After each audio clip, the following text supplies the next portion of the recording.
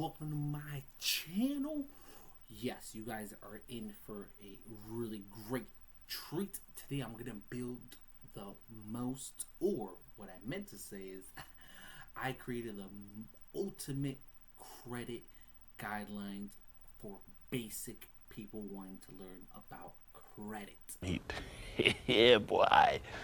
So go ahead and stay tuned, and towards the end I'm going to show you a credit map that I created for people that are new to credit or maybe wanting to rebuild credit.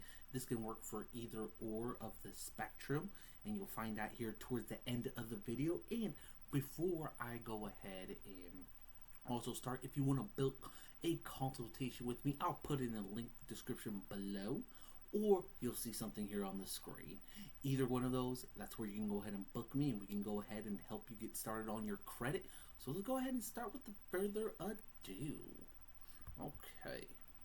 Alright, here it is, Credit 101 for everybody. Let's go ahead and get started. Alright, what is credit recovery? Credit recovery is an organization dedicated to helping people establish or reestablish credit by providing diverse credit information, industry secrets, and decade of experience approving houses, autos, boats, personal loans, jet skis, all those type of fun loans for everyday Americans like yourself. So here's a couple of my credentials.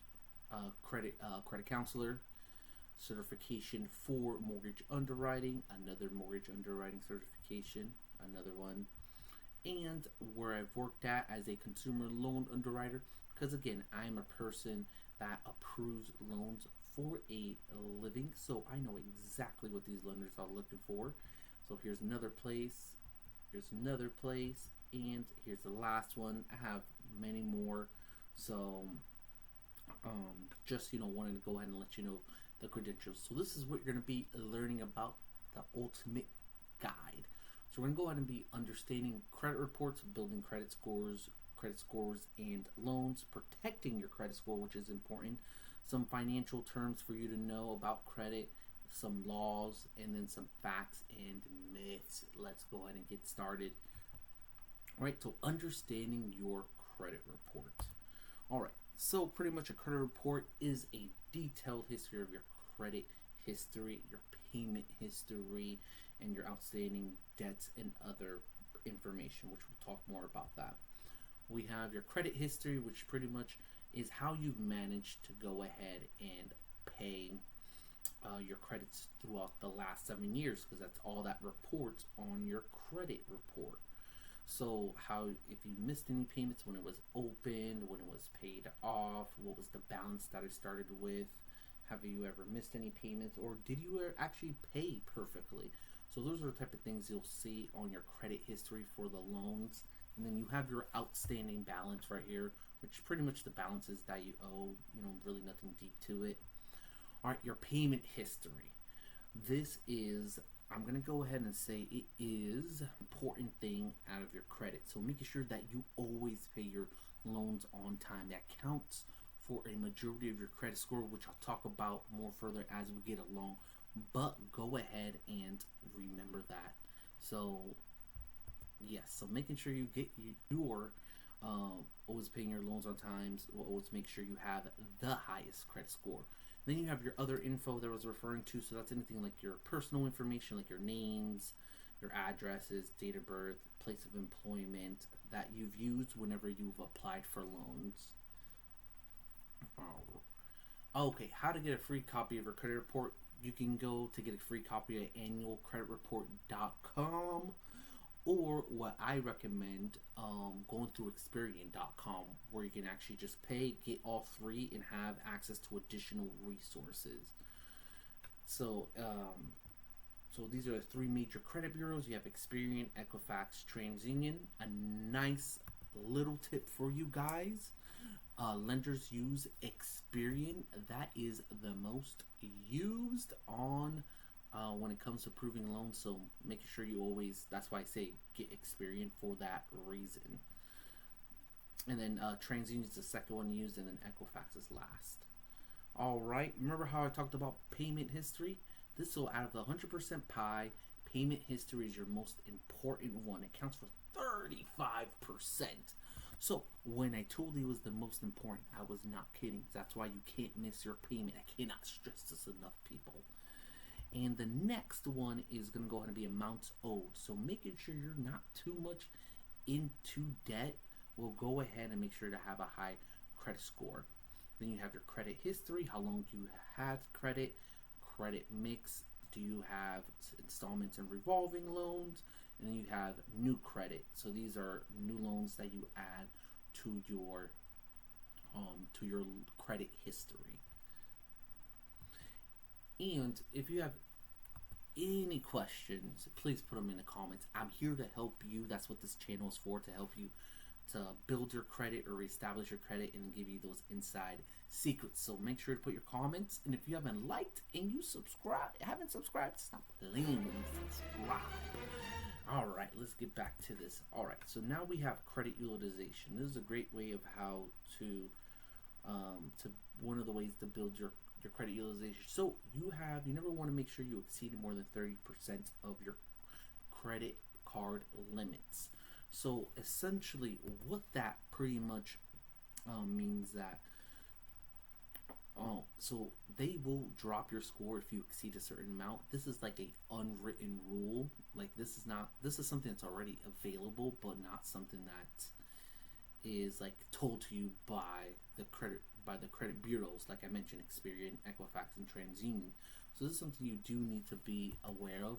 So over here, make sure you don't exceed 30%. And how do you do that is pretty much by adding up all your credit limits, whether it's 1 credit card, 3 credit cards, or 10 credit cards. Once you add them up, here's a nice example. You have 10,000 times 30%, which equals 3,000, and that's all that you have to go ahead and do to find. So if you have $1,000 of a credit limit, that would be 300. If you have 100,000, that would be 30,000, etc., etc. So to optimize for the best credit score, you want to be at 10%. That's another unwritten rule that is out there that is very effective. How do I know that? I've seen a lot of credit reports when I'm reviewing loans, and whenever I see where they're at the highest credit score, it's because they have a low credit utilization. That is the reason why. So making sure that you have a low credit utilization will help. And then you have amounts owed, which is, again, the second biggest factor when it comes to your credit. I always like to say never be more than 15% of your income in debt. For example, so if you make 50,000, 15% would be 7,500. I know, I get it, but I'm helping you. I'm making sure you're out of debt and you have more money in your pocket, because again, that is how you build your financial. That's how you build your financial wealth, is by having money and being able to invest it in different ways. So if you're in debt all the time, that is going to affect you really bad. So that's what I recommend, 15%. So, all right, moving on to the next. Here's payment history again. Again, can't stress it enough how important it is. All right, let's see if you guys have been paying attention. You guys better have been paying attention. I put my blood, sweat, and tears into this. Okay.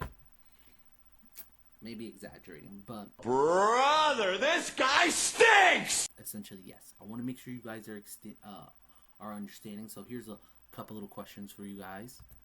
All right. So the first one's going to go ahead and be, name one of the credit bureaus. Next, what counts for the highest percentage of your credit score? And then what website can you get a free credit report from? You cannot go back. I am watching you. I'm watching you. I'm going to know what is the most replayed. So, watching. All right. Go ahead and answer that there at the bottom. All right. Credit score and loans. All right. So, essentially, there are two credit score types of models. So you have FICO and Vantage. FICO is the one that's used by all lenders. This one's still new and is being slowly developed. Pretty much, what is FICO? FICO is credit score is a 3-digit number that represents an individual's credit worthiness and based on a credit history. The FICO score ranges anywhere from 300 to 850, which the higher, the better. With Advantage Score, it's the same thing. It was created by all 3 major credit bureaus, but the difference is they use different indications to go ahead and determine what your credit score is, which you'll go ahead and see here in the next slide. All right, here's a perfect example of that. So remember how I talked about the algorithm, the payment history? It's now, if you look at Advantage, they account 41% for your payment history. They combined the age and the mix of your credit history, which is pretty much your credit history and your credit mix combined. Your credit utilization, which accounts for 20%, new loans that you put on your credit history, your balance of 6%, and then available credit 2%. So that's how Vantage Score. And if you want to know where to go find this, this is going to go ahead and be whenever you enroll into Credit Karma. They show you Equifax and TransUnion. Unfortunately, they do not show you Experian, which is really annoying, but at least you have access to those two.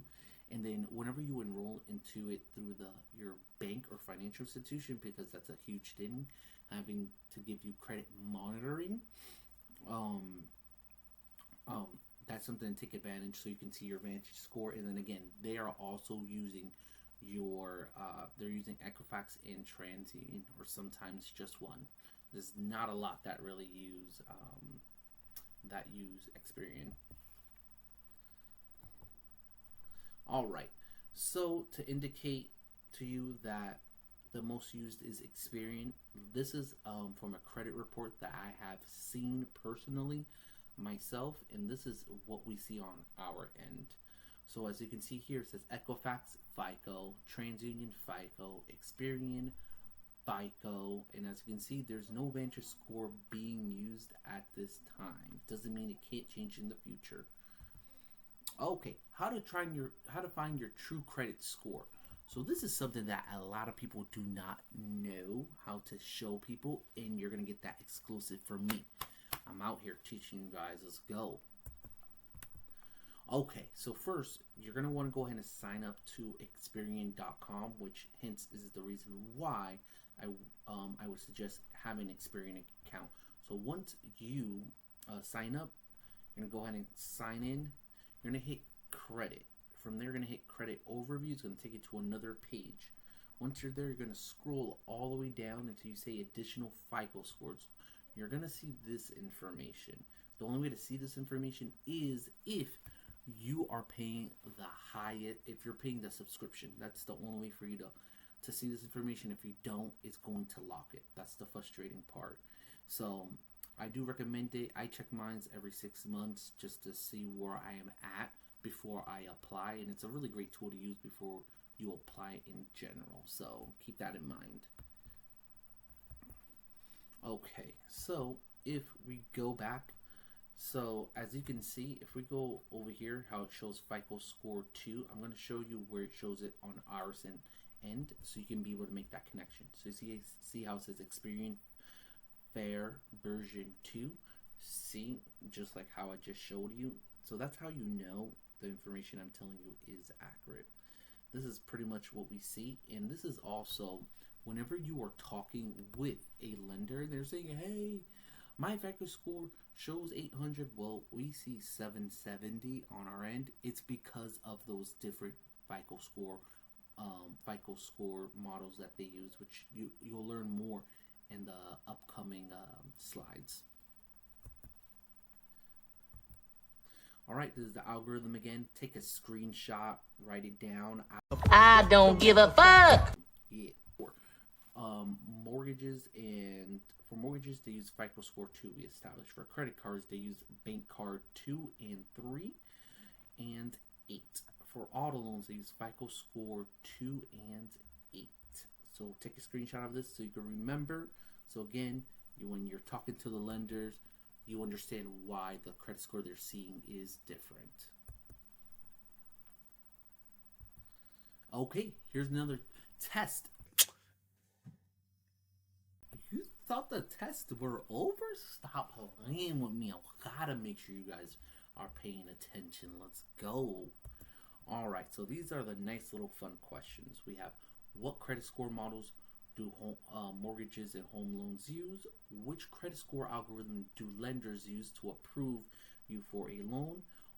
And the last one is, what website and requirement is needed to access credit scores used by the lenders? Do not fail me. Do not fail me. Stop playing with me. And go ahead and put the comments below. I gotta see if you guys answer these. Alright, let's get into loans. Alright, so here's an installment loan, which I mentioned in the earlier. So what pretty much is an installment loan is a loan that pretty much has a beginning and it has a end. It is, to me, in my opinion, the best one to use. So what are types of installment loans? So you have your auto loans, your mortgages, your personal loan, your student loans, buy here, pay later. Other ones that I didn't include would be RVs, motorcycles, jet skis. Those are all also installment loans. Those are loans that you pay a consistent amount each month and it never changes. It's just the balance that decreases. Alright, what is an open-ended loan? That would be the opposite. So these are loans that do not close unless, that is key, unless you decide to close it, or the lender decides to close it because you're delinquent or sees a drop in your credit score by a dramatic amount. So if they see that your credit score is dipped really low, they will close it. I've been part of a team that would actually do that, so I can admit firsthand they will close it on you if your credit score takes a huge dip. All right, either way, if you're wanting to increase your credit score, whether you're new to credit or not, the most important one is installment because it shows credit history to lenders. They want to see consistency because what can happen is essentially you can have a credit card and charge it all the way up to the max, and then pay it off next month or take a couple of months to pay it off. But then once after that, there's no more payments that are being reported, which again, payment history is the biggest factor of your credit score. So that's why an installment loan is the best. Is it starting to make sense now, my people? Come on. Okay, moving on. More questions. Let's go. Oh, God, please, no! No! What is an installment loan? What is an open-ended loan? Which type of loans is the best to build your credit with? We talked about it. Lock in, baby, lock in. All right, now this is the way to protect your credit score. These are the services that are available, which we're going to go over here some now. So you have your credit freeze, which pretty much limits access to your credit. This is something you have to set up through each credit bureau individually, so through Equifax, Experian, and TransUnion.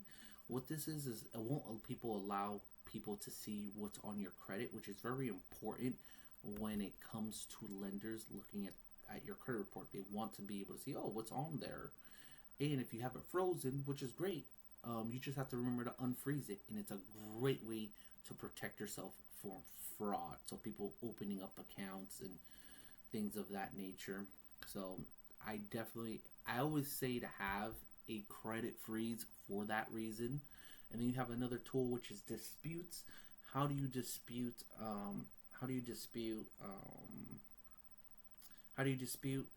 Which I'll go into a video next time, but this is something you can do. So anything that's inaccurate or an error, you can go ahead and fix it. So let's see if you paid off a loan, but it wasn't reported. Let's see if you made your payment on time and you have proof. That's another reason. Let's see if they have your name wrong, your address wrong. That's information that you can go ahead and dispute to get it fixed. Disputing can help increase your credit only based off negative things that weren't truly your fault. So if you really did miss payments, then that's on you. They won't delete that, even though other people say otherwise. The next one is going to be fraud alert. I think this is something that should be just available to people in general. So before you open up a loan, if you ever gone through fraud that people have taken loans out in your name, or anything of that nature. Essentially, what this does, it allows you to put it on a phone number, and that phone number will lenders are required to call you before they approve your loan. If they don't, they're violating the law, which I'll show you which law that violates. So making sure, again, if you go through fraud alert or have been through it, set that up. It will come in clutch for you guys. Okay, this one's credit monitoring, which again, this is a very great way to also boost your credit and to be on top of what is happening on your credit. So we have things like it'll report to you when there's a new inquiry, when your credit score increases, decreases, new accounts open, any information that changes, any personal information that changes, they alert you. So that's a really great tool to honestly have. And then again, financial institutions provide this information, so you'll have multiple sources. All right, more tests. Let's go. Name one service that you can use to protect your credit. Which credit protection is the best? Which credit protection can help you increase your credit score? So go ahead and put them down in the comments. I need you guys answering to see if you guys are understanding. Help me, help you, help us. Come on. All right, let's get into some intro credit terms. So these are going to be broken down into 3 sections. We're going to have general credit terms that have to do with your credit history, auto terms, and mortgages. Let's go ahead and get started. All right, so here's credit. So credit is pretty much money borrowed that you will pay back in full at an agreed time that may or may not include interest. What is a credit bureau? It's pretty much an organization that collects and maintains your financial information. So that would be, again, Experian, Equifax, and TransUnion. Then we have your credit score, which is pretty much generated from your credit history for how you have made your payments, your outstanding debts, and other financial information like collections, bankruptcy, etc. And again, they give you a number from 300 to 850 for Experian. What is a FICO score? It is an algorithm created by Experian to assign you a credit score between 0 to 850. It uses payment histories, amounts owed, length of credit, new credit, inquiries, along with other financial data to determine your FICO score. So remember how I kept showing you that pie graph? That's pretty much it. Remember that. Next, what is a consumer credit file? Consumer credit file is just another word for a credit report, which shows your name, address, social security number, date of birth, and other public information. You have the creditors, which is pretty much a lender or someone that you have a loan through. So it won't. Sometimes it may not be a bank or a credit union or a financial institution. If you're financing furniture, they're also considered a lender. If you are financing tools, I know there's a company called Mako Tools where you can finance tools. Snap Finance, they're also a lender because they're letting you borrow money in order to pay for whatever you're trying to finance. So that stuff gets reported, not all the time. So I would definitely check to make sure that you ask them, hey, does this get reported to my credit report? And to say yes, then you already know what to do. Okay, going back to it, credit obligation, which is pretty much an agreement which a person is legally bound to pay back borrowed money. All right, credit history, it's pretty much how consumers has repaid their credit obligations in the past. It'll also show the summary of how you paid your loans, if you missed any payments, new loans open, what kind of loans, bankruptcies, etc. You have a line of credit, which is a form of revolving credit whereby the borrower can draw only the amount needed up to the credit limit. The borrower only pays interest on the amount drawn or dispersed, which that is different between a credit card. A credit card, pretty much, you can't pull money out. That's the difference between a credit card and a line of credit. With a line of credit, you can pull money out, and they'll give you sometimes checks where you can write and purchase things. So that's pretty much the difference between the two. Revolving debt is pretty much debt owed on an account that the borrower can repeatedly use and pay back without having to reapply. So this is pretty much referring to a credit card. And then installment debt is to be paid on a regular time over a specified period. So that would be anything like, again, like an auto loan, mortgages, boats, jet skis, etc. Late payments, we know what late payments are. Defaults. So defaults are pretty much when you're 30-day past due back to back. Delinquency is when you're past due, but you still don't pay. So it goes from 30 to 60 to 90. So the difference between the two is that you can pay late and be 30 days past due, and then pay it and then go another 30 days past due. That would be more of a default. A delinquency is when you're continuously not paying throughout the months. A charge-off is pretty much a balance on a credit obligation that a lender no longer expects to be paid. So that's when they send it to the collection agency. So that's when you know when it's a charge-off. Collection is pretty much a collection agency. They're trying to, collect on that. You have inquiries, which pretty much is a consumer credit report that shows someone is trying to access your credit report. There are certain laws under the FCRA when they can and cannot.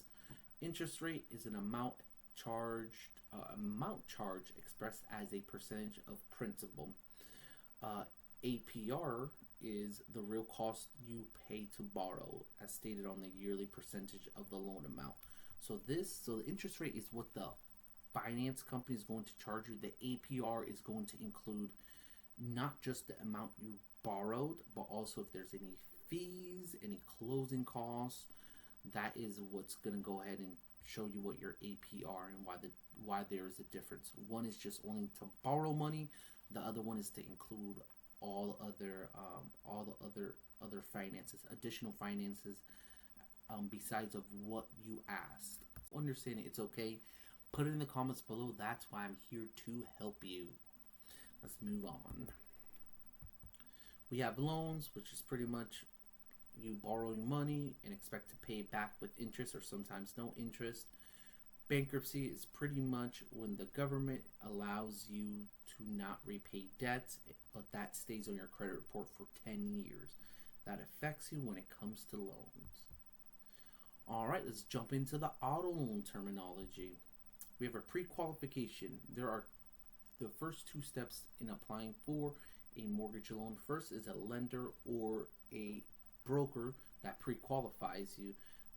Pretty much the pre-qualification determines whether you have the financial resources to match the size of the loan you're requesting.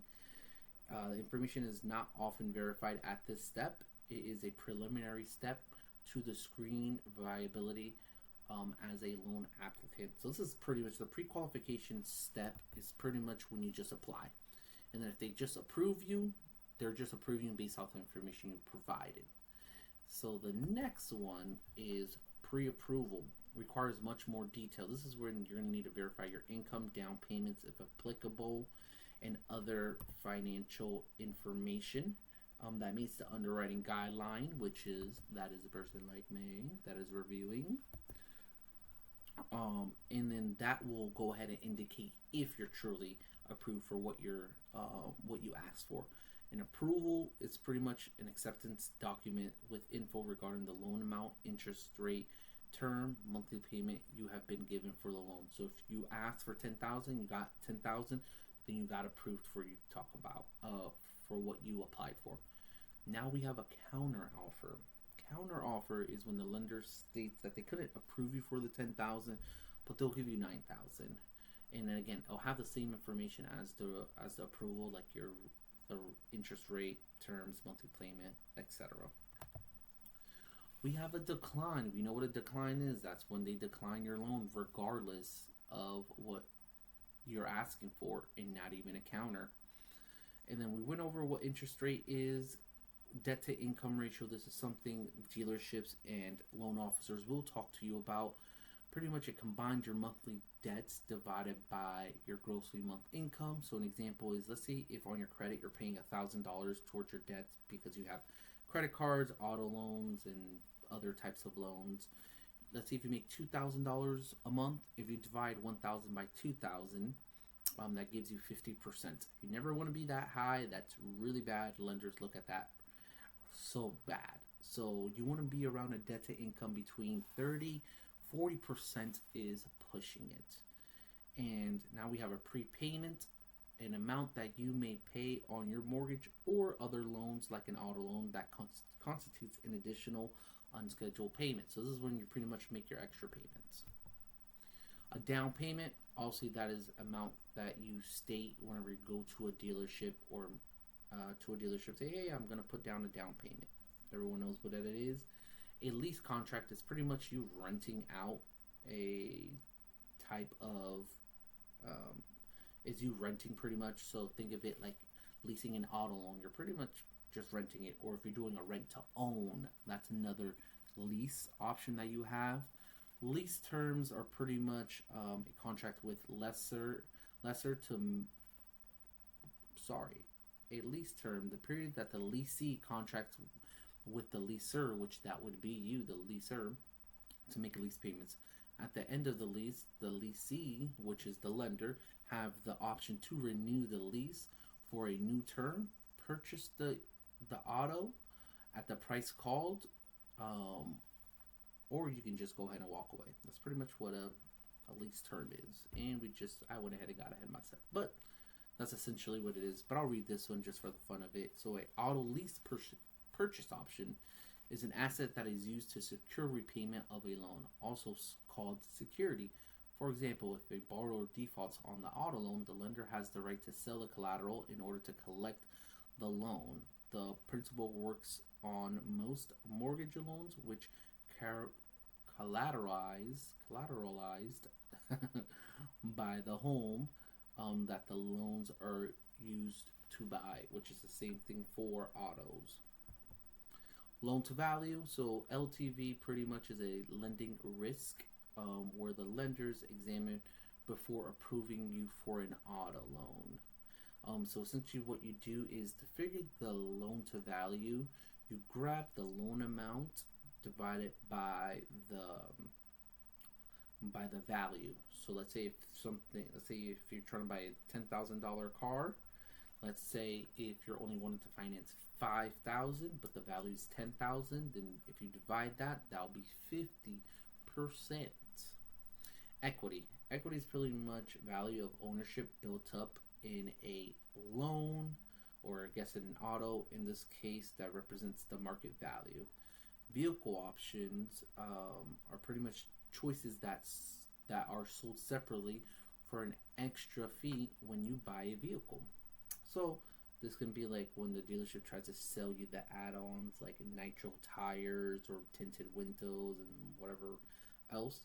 When the loan officer or the dealership says blue book value, what this pretty much means is a phrase that gets its name from Kelley Blue Book, which is pretty much a company that is a source for giving car values.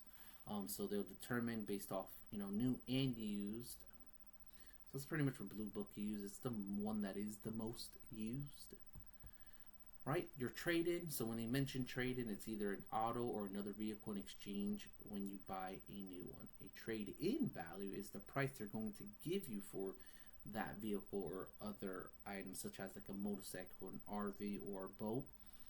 An invoice is sometimes referred to as the dealer cost. It's the price that appears on the invoice that the manufacturer sends to the dealer. So that's pretty much what the dealership paid. A buyer's order is a document that is a purchase from a dealership that is often called a bill of sale. Pretty much has the information of the vehicle, so the VIN number, the year, the make, the model, etc. If you're going to purchase any gap, extended warranty, that's pretty much what's on the buyer's order. A purchase agreement is to finalize a sale. These contracts serve as a sales agreement between the buyer and the seller. So when you're buying from a individual, you'll go ahead and also run into this. That'll be a purchase agreement.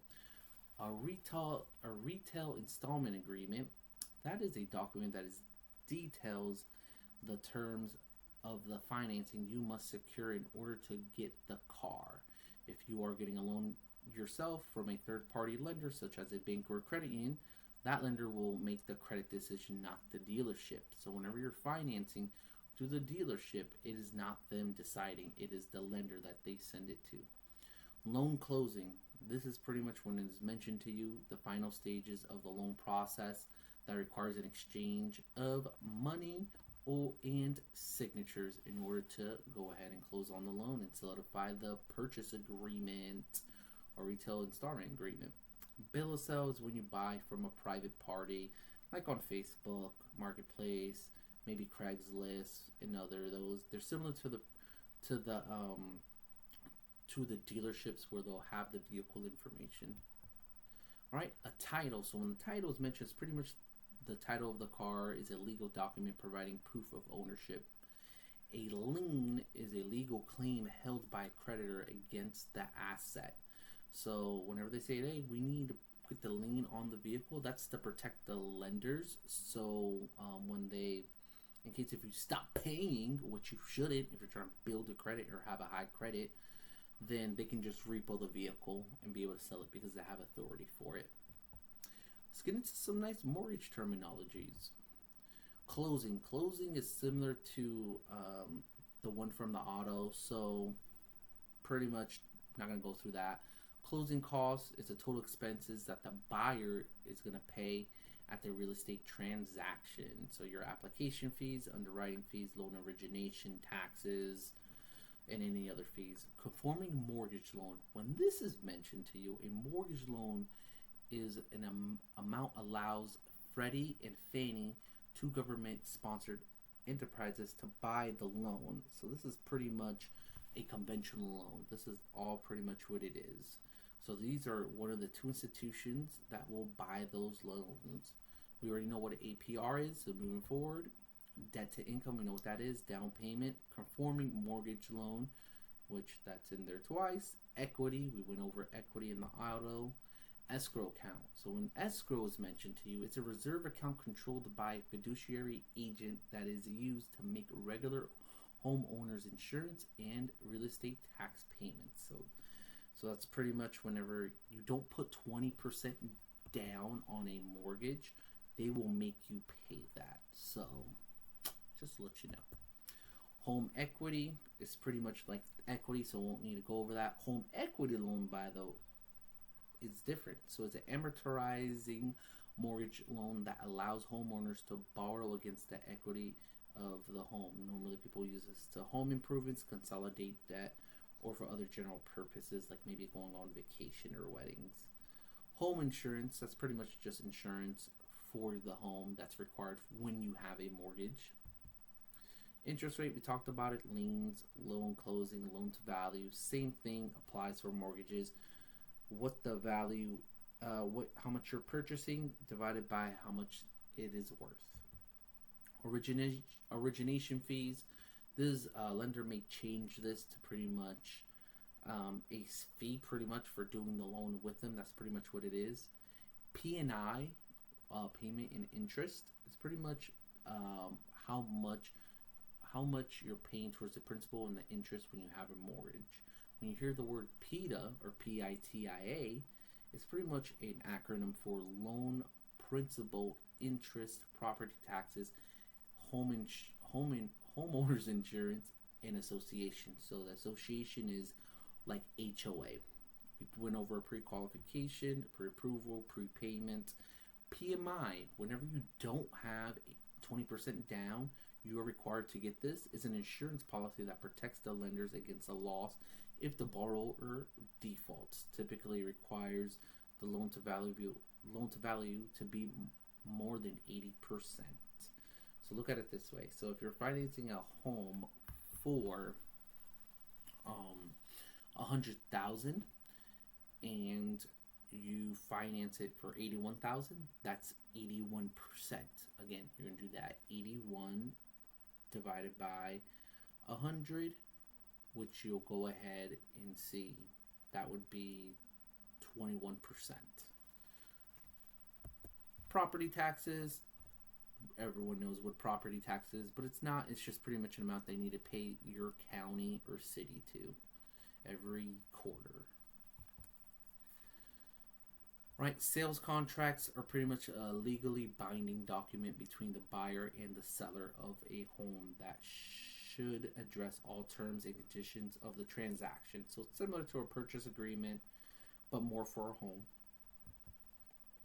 Title insurance. Title insurance policy that the borrower buys when closing a mortgage loan to ensure that the title that the property is secured has no surprises. A title search shows any legal encumbrances on the parcel used as a collateral, but on occasion an unrecorded lien might exist. This would jeopardize the lender's collateral position. Thus, the lender requires title insurance policy. So this would be more if they found out that there was another lien holder through another mortgage company or a lender, and it was just never disclosed on the title. So that's why title insurance would be nice to have. Adjustable rate mortgage, that's an amount that you pay on your mortgage or other loan that constitutes an additional unscheduled payment. So it's just that is not what adjustable rate mortgage is. An adjustable rate mortgage is an adjustable rate mortgage is pretty much an interest where the interest rate changes periodically. It changes normally year to year is what I've normally seen, or whenever your loan document states it. I'll try to find an example and put it on the screen for you. Amortization. It's pretty much an appraisal. The process of estimating a fair market value of an asset. Appraisals are routinely required for real estate transactions. Let's move on to the next one. We went over appraisal value, market value. So value of an asset of a certain date. It is the price at which the asset would change hands in a free and arm length transaction. Market value is also called current value. For example, the market value of your retirement account today may be $100,000. This is the total market value of the stocks, bonds, cash, mutual funds in the account. In case of most securities, market values can be determined every day given a given point in time. How this would look like in a mortgage situation, it would be, let's say if you bought a house today and it was worth $100,000, and then 5 years in the future it was worth $500,000. That's pretty much what market value is. All right, let's go over some laws. With these laws, I'm just gonna read them. Feel free to rewind back on these. Since these are laws and I'm not an attorney, I'm not gonna fully explain. But there's some notes, there's some writing on there about those laws, or you can just do your research. But I'll just go over them really quickly. All right, some laws for you guys. All right, the Truth in Lending Act. Go ahead and take a look, take a screenshot. I don't give a what. Regulation Z. Home Equity Loan Consumer Act, also referred to as HELP A or HELPA, however you want to pronounce it. You have HOPEA, Home Ownership and Equity Protection Act. Fair Credit Report Act, known as FACTA. Dodd-Frank Act. Equal Opportunity Act, known as ECOA. The Credit Repair Organization Act, known as CROA. So this is really good for you. Get familiar with this, because if you're in this position that you need credit repair, understand the laws about it. All right, let's get into some of these credit facts and myths. All right, here's some facts for you. Good credit scores do not necessarily mean your credit application will be approved. That is a fact. Only because you have a good credit score, that is not the only determining factor when it comes to giving a loan. You can still get a loan if you have a bankruptcy. That is a fact. There are actually specific lenders that will approve you if you have an open bankruptcy or going through a Chapter 7. Disputing inaccuracies on your credit report will increase your credit score. That is also a fact. Here's some myths for you. Checking your credit score will decrease your credit score. Nope. This is allowed for you to have. That's the reason why they allow you to sign up and have access to it. Closing a credit card will increase your credit score. It will not do that, especially if you have a zero balance on it. It's not dipping into the amount owed where it starts affecting you, but it does affect your credit history, because if you had a loan for let's say 5 years, and it was a credit card, and your most recent loan that you opened was 3 years ago, and you only have those two loans, if you close it, it's going to go from 5 years to 3 years, and that's where you'll start seeing that dip on your credit score. So that's why you never close credit cards, because of that reason. That's actually the longest way to build your credit long term. All right. If I pay off a debt, any late or missed payments on that account will be removed. No, if you pay it off, that's not how that works. That will remain on your credit report for 7 years. All right, here is your credit roadmap. All right, so this is pretty much going to be for anybody that needs to build credit or rebuild credit. Following this simple process, you will build your credit score. It's going to take a couple of years. It's not something that you can just instantly get like that. So let's get in here. First, if you have access to an authorized user, this is pretty much where someone puts you on a card, but you're not obligated to pay. This is a nice tip to do whenever you're building credit, because it just inflates your score. So anything to help increase it will go ahead and help.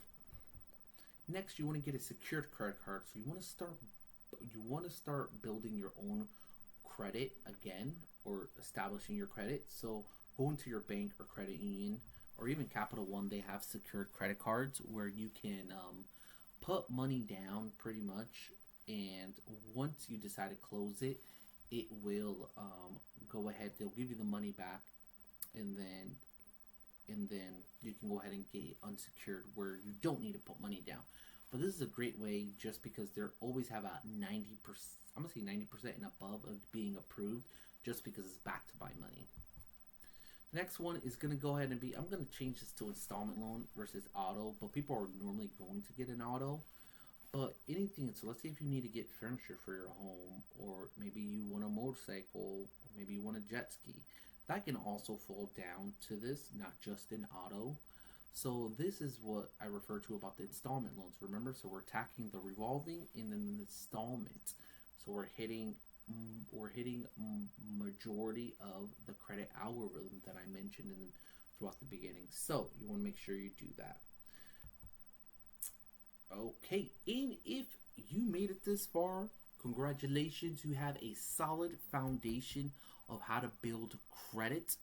Again, if you go and scan this QR code, or again, look in the link in the description to sign up. If you have any questions of how to build your credit, or just wanted to know credit information, put it in the comments below. I got you guys. And go ahead and subscribe if you're new. I'll go ahead and see you guys next time.